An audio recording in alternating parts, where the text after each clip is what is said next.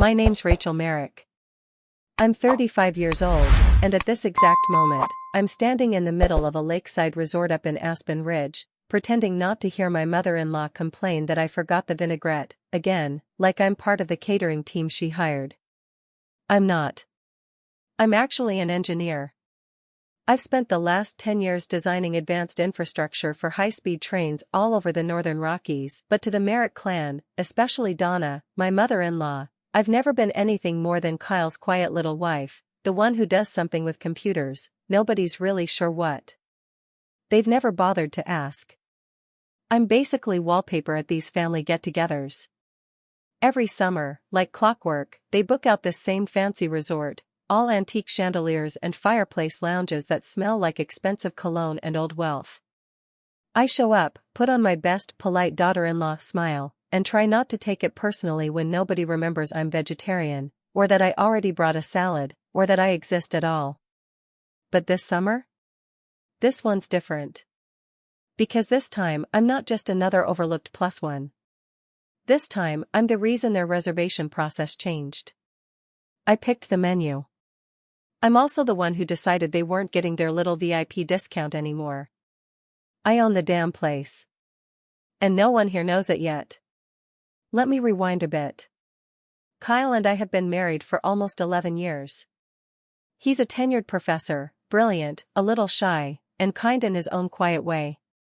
But when it comes to standing up to his family, let's just say that's never been his strong suit, not when they'd ask me to help clear the dishes, even though none of the other wives ever lifted a finger.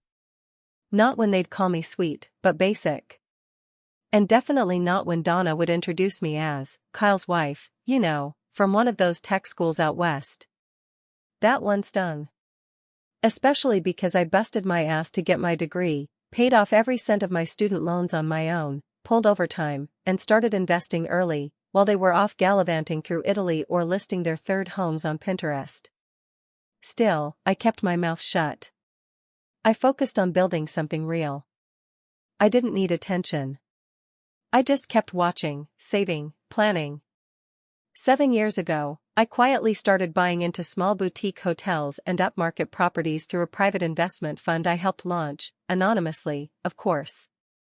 Most of it was purely strategic, but when this resort, their precious resort, went up for sale last year, I didn't blink. I went all in. It cost a fortune. I had to liquidate nearly everything to make it happen. But I knew it would be worth it.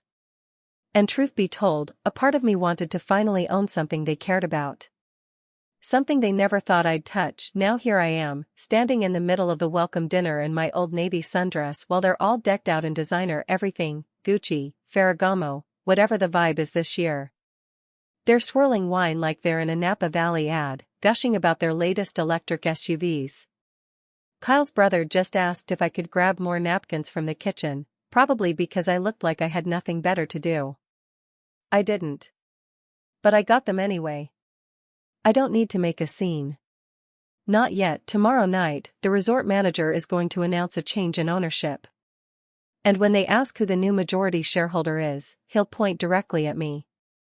I'd pay double just to see Donna's face in that moment. That night, after everyone had wrapped up dinner and migrated down to the fire pit for wine and s'mores, laughing like they were in a commercial for some perfect family weekend, I sat out on the balcony of our room, watching the moonlight dance across the lake.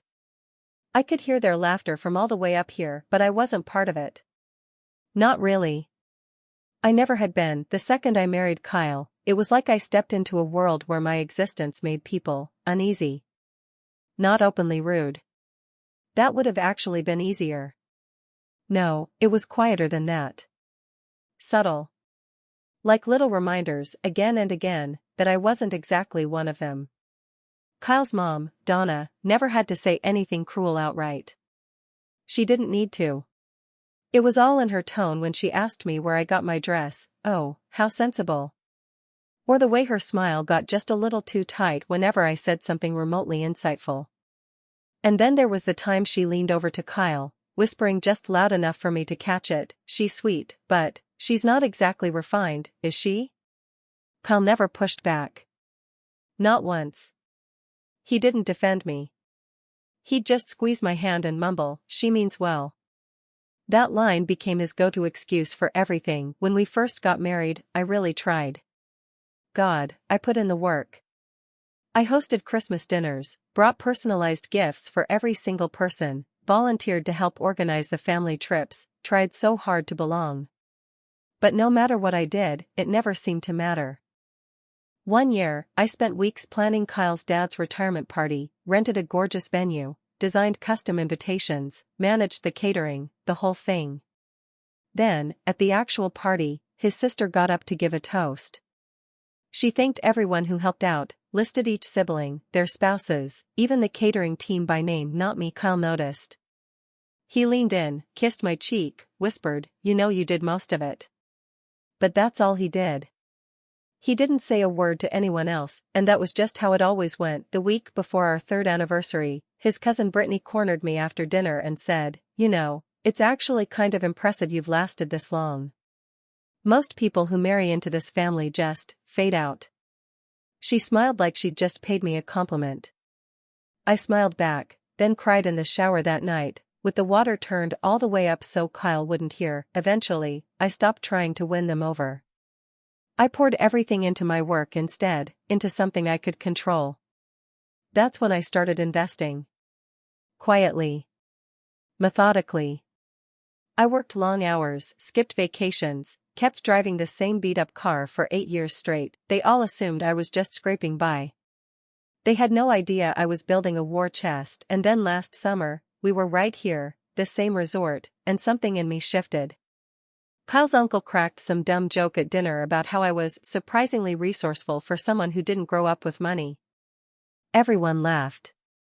Even Kyle. I just sat there, smiling so hard my jaw locked up for days. That night, lying in bed, I heard Donna talking on the phone through the thin resort walls. I don't know who she was chatting with, but I'll never forget her words. "She's harmless. Sweet, sure. But she'll never be one of us. You can just tell by the way she carries herself." And something inside me snapped. Not because it was shocking, because it was final. That night, I emailed an old colleague who transitioned into hotel acquisitions. 4 months later, I made my offer on this place. They don't know that. They don't know any of it. The deal went through quietly. I used a holding company, Clear Pines Hospitality Group, to acquire controlling interest. I kept the same manager, upgraded some of the tech systems, tweaked a few policies, all under the radar. But tomorrow night, during the resort's annual ownership summit, the name behind the company is going to be revealed. And let me tell you, when they find out, their jaws are going to hit the damn floor, especially when they learn Clear Pines has officially done away with the family legacy discount. Yep, starting next summer, they're paying full price for every single room they book. And here's the kicker, Kyle still doesn't know. Not because I'm hiding it in some shady, vindictive way, but because he's never asked. He's never questioned the late nights on my laptop. Never wondered about all my travel, or why I've been sitting in meetings with hotel architects and attorneys. I think, deep down, he just assumes I'm still knee-deep in some tech consulting work. He's a good guy. But he's never really seen me. Not all of me. And after 10 years? I've stopped trying to make him. That's what tomorrow is really about. It's not revenge. It's not even about getting even. It's about finally stepping into the spotlight, and doing it on my terms. And if they can't handle the brightness, that's not my problem. The morning kicked off just like every other day on this so-called vacation. Mimosas by the lake, eggs Benedict plated like it belonged in a museum, and a chorus of Whitakers all talking over each other like they were competing for a reality TV deal no one invited me to. I was tucked in at the far end of the table, quietly stirring my coffee while Kyle's sister, Brooke, launched into a tirade about how the service had gone completely downhill since last year. The rest of them jumped in like it was open season. The girl at check-in had the audacity to ask for my ID again, Brittany huffed, flipping her hair like she was delivering courtroom testimony. "Don't get me started on the valet," Uncle Rick added. Kid looked at me like I was boosting my own car. I stayed quiet, just sipped my coffee, until Brooke said something that made my grip on the mug tighten. "Honestly, I miss when this place was still family-run. You could feel the heart in it. Now it's just some big company playing dress-up." And Kyle, bless him, nodded like he was solving a mystery. Yeah, I heard some holding group bought it out. Feels kinda soulless now. Just a bunch of policies. No soul. Right, that so-called soulless corporation had installed a brand new security system, expanded employee healthcare, replaced half the cabin's black mold-ridden AC units, and cleaned up the lake with a filtration system the previous owners couldn't be bothered to research. But sure, let's pretend it all went to hell when the complimentary rose dried up. What really stung, though, was Kyle. He didn't even flinch. Didn't catch the irony. He hadn't once asked what I'd been doing on all those late-night Zoom calls. Or why I slipped out every evening after dinner with a clipboard in hand, walking the grounds. It just never crossed his mind. None of them ever thought I might have something to do with how this place was running. I figured that would be the low point, but then came dinner. We were seated in the resort's private dining room, Donna's idea, of course. She was the one who declared the dress code, formal, but with a touch of resort chic, whatever the hell that meant. I wore a dark green sheath dress I'd found on clearance last December, and the same nude heels I wore to my college graduation. Donna gave me a once-over like she was trying to decide if I could be returned within 30 days. Before dessert even showed up, the conversation circled right back to resort management, who renovates the pool deck in August. Brooke complained. It's like no one here's ever run a property before. Then Marcus, Kyle's smug cousin, added, bet it's some Silicon Valley guy playing hotel owner for fun. Probably thinks running a resort's just like launching a startup. I should talk to whoever's running the show, he continued. Give them some real perspective. Kyle leaned toward me and said under his breath, maybe we should leave a review. Could be helpful. I didn't answer. I was too busy trying to swallow the fire rising up in my chest, and then Donna with her fake sweet smile and her Olympic-level passive aggression, raised her wine glass and said, well, I just hope whoever bought this place understands that families like ours made it what it is. We're not just guests. We're the reason this resort has any value at all. I stared at her. Stunned not just by the entitlement, but by the absolute certainty in her voice. Like she still believed the world revolved around her Visa Black card. I couldn't take another minute. I excused myself and walked out into the crisp evening air. My hands were shaking, not from the cold, but from the fury I'd been biting down all day. I leaned on the stone railing, watching the moonlight ripple across the water. Somewhere behind me, someone started playing piano in the lodge. The kind of soft, slow melody that makes your chest ache even when you don't know why. I pulled out my phone and dialed Ethan, the resort's general manager. He picked up on the second ring. Hey, boss. You ready? He asked. I looked back through the window. They were all laughing about something. Probably me. Yeah, I said. Do it. Make the announcement before dessert. Copy that. You sure you don't want to be in the room? No, I whispered. Let them sit with it for a while. Then I hung up and waited. Through the window, I watched Ethan walk to the front of the room and gently tap the edge of his glass. Conversations died down. I couldn't make out his words, but I didn't need to. I knew exactly what he was saying. As part of our transition under new ownership, we're proud to announce that Crestline Vista Holdings has acquired full control of the resort, and tonight, we want to recognize the individual who made this possible. I stepped back into the room just as the final line dropped. Ms. Natalie Whitaker. The air left the room. I moved forward slowly, my heels clicking loud against the hardwood, echoing like a countdown. Every head swiveled toward me. Brooke dropped her fork. Brittany's jaw practically hit her plate. Donna's wine glass tipped and spilled Merlot across the white linen table, but she didn't even notice. And Kyle? He stared like he'd just watched me materialize out of thin air. I met his gaze, calm as ever. You still want to leave that review, Kyle? I asked. I'd be happy to forward it directly to myself. You ever see a whole group of people freeze mid-sentence, like they just realized the boss they were badmouthing was sitting 2 chairs away the entire time? Now multiply that by 10. Add a few glasses of overpriced wine. Toss in a lifetime of inherited arrogance. That was the dining hall when Ethan said my name. Kyle's aunt full-on choked on her dessert. Marcus fumbled his phone and dropped it with a clatter. I heard someone whisper, "Wait, her," like I was still invisible. And Kyle, he looked at me like he couldn't decide if he was proud, blindsided, or just humiliated he never saw it coming. I don't think he figured it out by the time dessert was cleared.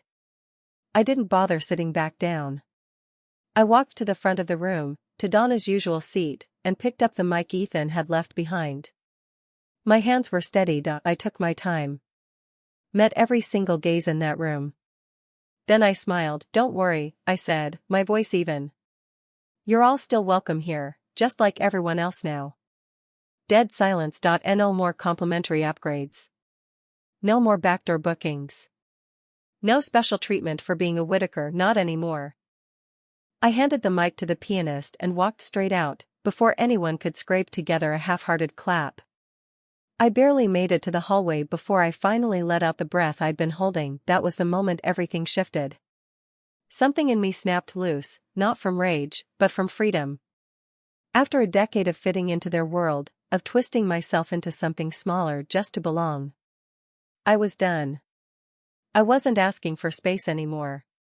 I was taking it, and it felt damn good. The next morning, I skipped their usual brunch. Let them sit in it.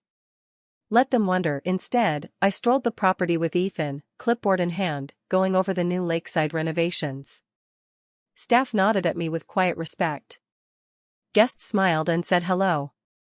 The whole place buzzed in a way it never did when I was just Kyle's wife. Around noon, my phone lit up. A text from Brooke. "Hey, can we talk?" I left it on read. 5 minutes later, a knock at my door. It was Kyle. He looked nervous, like someone about to ask for a promotion he knew he hadn't earned. "Natalie," he started, are you okay?" I looked at him. And for a moment, I almost softened.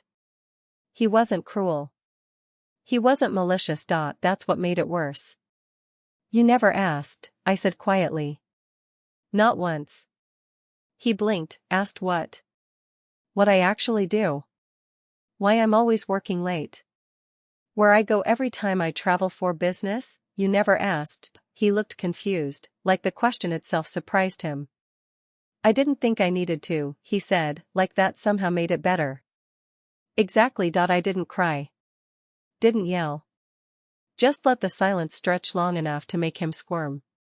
He left without another word. That evening, we had a small cocktail hour scheduled for returning guests, an old tradition I'd almost scrapped. But then I realized something.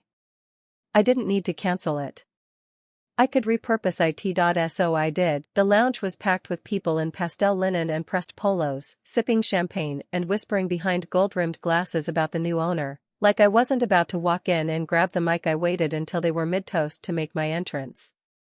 "Good evening," I said calmly, stepping in front of the projector. "Some of you already know me. And some of you only thought you did." Scattered laughter. A few tight smiles. Eyes darted around. I clicked to the next slide, an aerial blueprint of the resort, future version. "Next season, we're adding eco-friendly cabins, a wellness center, and a public dock for local kayaking programs," I said. "All made possible by a new investment project, the Whitaker Women's Fund." At the mention of Whitaker, Kyle's mom perked up like she'd just caught a clue on a game show. Probably assumed it was some kind of family legacy endowment. I turned and met her gaze. "It's named after my mother," I said, voice unwavering. "Joyce Whitaker. She cleaned roadside motels in Spokane for 16 years, raised me solo, and taught me that respect is earned, not inherited." The look on Donna's face dropped faster than the wine glass she'd spilled the night before, and then I twisted the knife. "Oh," I added, flipping to the final slide like it was just a footnote. "Starting next season, we'll be reviewing all existing private lease agreements, including long-term vacation rentals passed down through legacy families. No names. Didn't need them. Kyle's uncle had 2 of those cabins. Lawrence was under her husband's LLC. Haley's parents had a whole wing they'd been quietly subletting on the side for years. I now held every single key. I thanked them for attending, stepped down from the stage, and walked straight past the stunned rows of faces. Marcus tried to stop me. "Wait, Natalie, can we talk?" I didn't even break stride. "Sure," I said. Feel free to schedule through guest services. Just like everyone else now. 3 days later, I was sitting alone on the dock at sunrise, cradling a cup of hot coffee. The lake was perfectly still, like it had finally exhaled after holding its breath for years. Just like me, but the resort? It wasn't calm. By noon that same day, my inbox looked like a war zone. Kyle's uncle had emailed, twice, making a friendly request to extend his lease. Lauren sent me a voice memo using the word misunderstanding 5 times in under 2 minutes. And Darlene? Darlene left a voicemail I've only listened to once, because her voice sounded like it was forced through a smile made of razor blades. Natalie, sweetheart. I think this has gotten a little out of hand, don't you? We're family. I'm sure we can work something out, woman to woman. Same woman who once asked me at Thanksgiving if engineers naturally slouched because it was just how their posture worked. But I wasn't angry anymore, I was focused. By the end of the week, I had our legal team comb through every lease, including Lauren's shady little side hustle. Turns out she'd been illegally subletting her family's cabin for years and had raked in over $40,000, untaxed. We didn't come for the money. We went for the tax records. 2 weeks later, the state sent her a formal audit notice. I didn't gloat. Didn't even reply. Just forwarded her the name of an excellent Hey. Kyle's uncle was next. This isn't a threat, I told her, voice even, steady. It's the truth. Documented. Archived. Ready. She didn't say a word. Just sat there blinking, face drained of that usual smug veneer. When she finally stood, her hands were trembling. She clutched that envelope like it might bite her. And then she left. Quietly. No pearls of wisdom. No parting shot. Just the soft click of the door behind her. And Ben? He never fought me. Not once. After the reveal, he unraveled, slow, quiet disintegration. Not just of our relationship, but of his own sense of self. He kept asking, over and over, how did I not know? Not just about the resort. About me. My work. My choices. My strength. We had long talks after that. Painful ones. Staring at the floor kind. He cried once. I didn't. There were stretches of silence that said more than words could ever hold, and in the end, I said something I hadn't known I believed until it came out of my mouth. I didn't marry into this family to be accepted. I stayed because I hoped, deep down, that one day you'd see me. Not just stand beside me. Really see me. But I don't need that anymore. Because now, I see myself. And that's enough. He moved out a month later. No drama. No shouting. Just boxes, a rental car, and a quiet goodbye. We're not enemies. We're just not partners anymore, and honestly, that hurt less than I thought it would. Because what I reclaimed in the process? They never even realized they'd tried to strip away that quiet girl who always smiled and brought the salad to family dinners. She owns the table. Nowhere's the truth. Sometimes closure doesn't come wrapped in an apology. Sometimes it comes in the form of power, real, earned, undeniable power. And once you've got that, once it's yours, forged in silence and fire, and not being chosen again and again, no one can take it back.